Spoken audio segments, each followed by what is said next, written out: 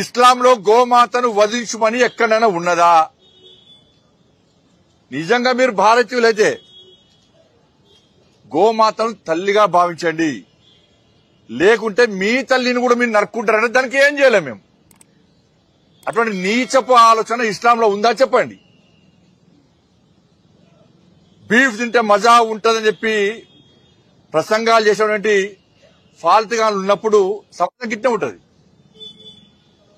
ఇలా మళ్ళీ చెప్తాను నేను, ఇస్లాంలో గోవును వధించమని లేదు, గోవును తల్లిగా భావించమని చెప్పి భారతీయ సనాతన ధర్మం చెప్తున్నది. మీరు ఇదే గోమాతను ఈ విధంగా వధిస్తే మీ తల్లిని మీరు నరుక్కున్నట్టే. అట్లా నరుక్కోవడానికి సిద్ధమైతే మీ ఇష్టం, అది మీ కర్మ, మీ విజ్ఞత వదిలేస్తున్నాం. అది వాళ్ళ ఎన్ని రోజుల సహనం, ఓ సహనానికి అద్దు ఉంటుంది, కానీ దానికి ప్రభుత్వం ప్రికితనంగా భావిస్తే గిట్టే ఉంటుంది. ఇలా పోలీసు వాళ్ళు అంటున్నారు, ఏమంటున్నారు, సోనూ సింగ్ వల్ల ₹1 కోటి నష్టం జరిగిందట ఆ ఫాల్తుగానికి. అంటే ₹1 కోటి వరకు దందా చేస్తుంటే పోలీసులు ఏం చేస్తున్నారు? ఇవాళ ₹1 కోటి దందా నష్టం చేస్తున్నారు. పక్క నష్టం ఏంది? ఈ పంత మరదంతరాలు వ్యాపారానికి నష్టం వచ్చిందని పోలీసులు భావిస్తున్నారు. కానీ మనిషిని చంపి బుల్లెట్ ఎక్కడి నుంచి వచ్చింది, రివాల్వర్ ఎక్కడి నుంచి వచ్చింది, రివాల్వర్లు పెట్టి ₹1 కోటి దందా చేస్తున్నప్పుడు కూడా పోలీసుల చెక్ పోస్టులు ఏమైనాయి? పోలీసులు ఎందుకు పట్టించుకుంటలేరు? రివాల్వర్లు ఎక్కడి నుంచి వచ్చినాయి? నువ్వు రివాల్వర్ గురించి మాట్లాడు, కాల్పులు జరిపిన దాని గురించి మాట్లాడు. దాని గురించి మాట్లాడకుండా 5 లక్షలు డిమాండ్ చేసిందట, ₹1 కోటి దందా నష్టం చేసిందట, అందుకే కాల్పులు జరిపినట. అంటే నిందితులు సమర్థిస్తున్నారు మీరు. ఇలా మీ బతికెందుకే ప్రభుత్వం? మీదికి వచ్చి బొట్లు పెట్టి పూజ చేసుకున్నాడు. కేసీఆర్ కట్టేసిండు, రేవంత్ రెడ్డి గదే చేస్తున్నాడు. కేసీఆర్ గిదే గోవను పెట్టి పూజ చేసిండు యాగాలకు ముందు.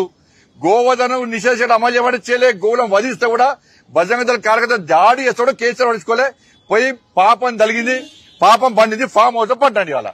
ఇలా రేవంత్ రెడ్డి సర్కార్కి అదే జరుగుతుంది. ఇవాళ మీరు ఓట్ల కోసం కక్కుర్తి పడితే, హిందువుల మనోభావాలు దెబ్బతీసే ప్రయత్నం చేస్తే, హిందువుల దైవాన్ని కించపరిచే ప్రయత్నం చేస్తే, హిందూ ధర్మాన్ని హేళన చేసే ప్రయత్నం చేస్తే, గో రక్షకులను అవమానపరిచే ప్రయత్నం చేస్తే, గో రక్షకులను తప్పుడు ప్రచారం చేసే ప్రయత్నం చేస్తే మీకు కేసీఆర్ కు పట్టిన గతి కంటే హీనంగా పడుతుంది విషయాన్ని గుర్తుంచుకోండి. మేము పట్టుకున్నాం అంటున్నారు, మీరు పట్టుకోకుంటే మేము పట్టుకుంటాం. మీరు పట్టుకోకుంటే 24 గంటల లోపల మా వాళ్ళు పట్టుకోవడానికి రెడీ అయ్యారు. 24 గంటల లోపల మీరు పట్టుకోకుంటే పోలీసు వాళ్ళు మేము పట్టుకున్నాం 24 గంటల లోపల అనుకుంటున్నారు. మీరు ప్రశాంతంగా పట్టుకున్నారు. మా వాళ్ళు రెడీ అయ్యారు. ఎట్లా పట్టుకోవాలో, ఏ విధంగా గుణపాఠం చెప్పాలో మేము రెడీ అయ్యాం. మా వాళ్ళు రెడీ అయ్యారు. మేము చేతులు ముడుచుకొని కూర్చోలే. ఈ ప్రభుత్వం ఏమైనా నమ్మకం లేదు మాకు. ఇవాళ ఎంతమంది కార్యకర్తలు ఉసురు పోసుకుంటారు మీరు, ఎంతమంది కార్యకర్తలు దాడులు చేస్తారు. మా సహనానికి అద్దు ఉంటుంది. సహనాన్ని పిరికితనంగా భావిస్తే ఇవాళ మీరు పట్టుకోకుంటే రేపు చూపెట్టేటోళ్ళం. మేము పట్టుకొని ఏం చేస్తామో చూపెట్టేవాళ్ళం. హోమ్ మినిస్టర్ గా మారుతానండి నేను. హోమ్ మినిస్టర్ అయినా ఇంత బాధ అయితే చెప్తున్నాం అంటే ఇలా ఎంత ధర్మాన్ని ఏలనేసే విధంగా, ఒక ధర్మ రక్షకులు అవమానపరిచే విధంగా మీడియా మాధ్యమాల ద్వారా ప్రెస్ మీటింగ్ పెట్టి పోలీసులు చెప్తున్నారంటే రివాల్వర్ ఎక్కడి నుంచి వచ్చింది? పోలీసుల శాతకాంతనం వల్ల వచ్చింది. ఇంకెంతమంది రివాల్వర్ ఉన్నాయి? రివాల్వర్ గోరక్షకులకు ఇవ్వాలి మీరు పోలీస్ సెక్యూరిటీ. కానీ గోవులను వధించుకొని గోవుల పేరుతో దందా చేస్తుంది రివాల్వర్ ఉందంటే ప్రభుత్వం ఏ విధంగా పెంచి పోషిస్తున్నది, పోలీసులు ఏ విధంగా పెంచి పోషిస్తున్నారో దాని గురించి ఆలోచించండి. అలా తెలంగాణ రాష్ట్రంలో శాంతి భద్రతలు క్షీణించడానికి ఈ మధ్య జరుగుతున్న సంఘటనలే నిలువెత్తు నిదర్శనము. ఇవాళ ప్రశాంతంగా డీజీపీ గారికి వినతి పత్రం ఇద్దాం వస్తుంటే మా రాష్ట్ర అధ్యక్షుడు రామచంద్ర గారితో పాటు వందలాది మంది కార్యకర్తలు అరెస్ట్ చేసి అలా లోపడిస్తున్నారు. ఏం లేదన్నా పోయిన మీకలో పోయి అయిపోయింది హిందువుల పరిస్థితి తెలంగాణ రాష్ట్రంలో. కేసీఆర్ అప్పుడు గిదే చేసిండు, రేవంత్ రెడ్డి అరెస్ట్గా గదే చేస్తున్నాడు. ఈ ప్రజలేమో మేము చెప్తే ఏం లేదా? మీరు ఇలా ప్రజలు ఆలోచించాలి. ఇలా సమాజం, హిందూ సమాజం ఆలోచించాలి. మేము చెప్పిన విజ్ఞప్తులను మీరు విస్మరించారు కనుకనే ఇవాళ తెలంగాణ రాష్ట్రంలో గోవధ నిషేధంగా గోవధ యథేచ్ఛగా జరుగుతున్నది. ఇష్టపడదామని చెప్పండి. ఇవాళైతే ప్రెస్ మీటింగ్ పెట్టి ఇష్యూని డైవర్ట్ చేసే ప్రయత్నం చేస్తున్నారో ఆ పోలీస్ అధికారుల మీద చర్యలు తీసుకోకుంటే ఏ విధంగా ఇలా మేము చేస్తాం. మీరు తమాషా అనుకుంటారు ఏది? ప్రభుత్వం ఇలా ఉంటుంది బిక్తుంది. ఈ ప్రభుత్వాలకు భయపడేటువంటి వ్యక్తులం కాదు మేము.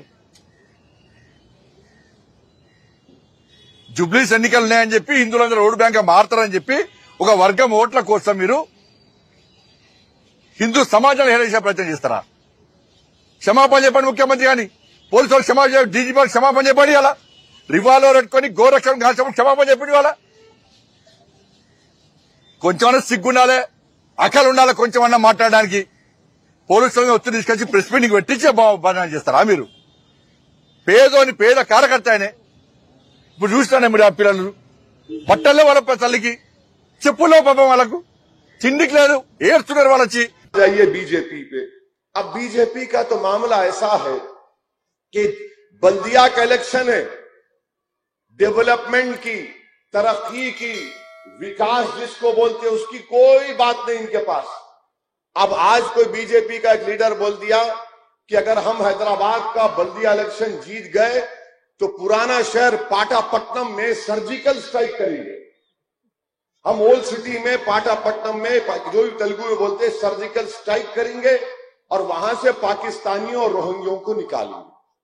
मैं बीजेपी वालों को बोल रहा हूं, पाशा ये आप किस पे सर्जिकल स्ट्राइक करेंगे? ये तो भारत के लोग हैं ना।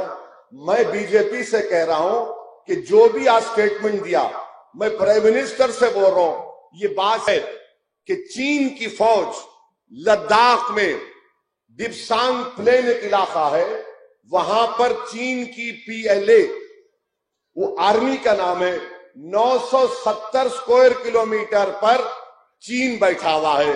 मिस्टर मोदी वहां सर्जिकल स्ट्राइक नहीं करेंगे, मुंह से चीन का नाम नहीं लेंगे, वहां से निकालने की बात नहीं करेंगे, और इनके बाकड़े पहलवान जिनके चड्डों में से मोंढे पलट गए हमारे को बोल रहे सर्जिकल स्ट्राइक है। आप बताइए कि क्या बात है? चीन कब्जा करके बैठा डेप्सांग वैली में 970 स्क्वायर किलोमीटर। नहीं, हम यहां पर, अच्छा ये बताइए, आपकी हुकूमत है, अमित शाह होम मिनिस्टर है, इतने कमजोर है वो अमित शाह, इतने वीक है, कितने पाकिस्तानी है बताओ? कल 24 घंटे तक तुम्हारे को टाइम दे रहा हूं, बताओ कितने पाकिस्तानी हैं? निकालो, बताओ, लिस्ट बताओ हमको। याद रखो, हैदराबाद की सरजमीन पर जो कोई बसता है, चाहे वो मुसलमान हो, हिंदू हो, दलित हो, आदिवासी हो, सिख हो, ईसाई हो, वो भारत का बाइज्जत शहरी है। यहां पर कोई पाकिस्तानी नहीं रह सकता, ना हम रहने देते उनको। मगर बल्दिया का इलेक्शन है, दिखाने को कुछ भी नहीं है, कुछ नहीं दिखा सकते। अब क्या समझ रहे? ओ डरा के करूंगा। पाशा डराएंगे ना तो हम भी डरा सकते हो। वो गए दुनिया, जमाना चला गया लुंगी उठा के दिखाने का जमाना। हाँ।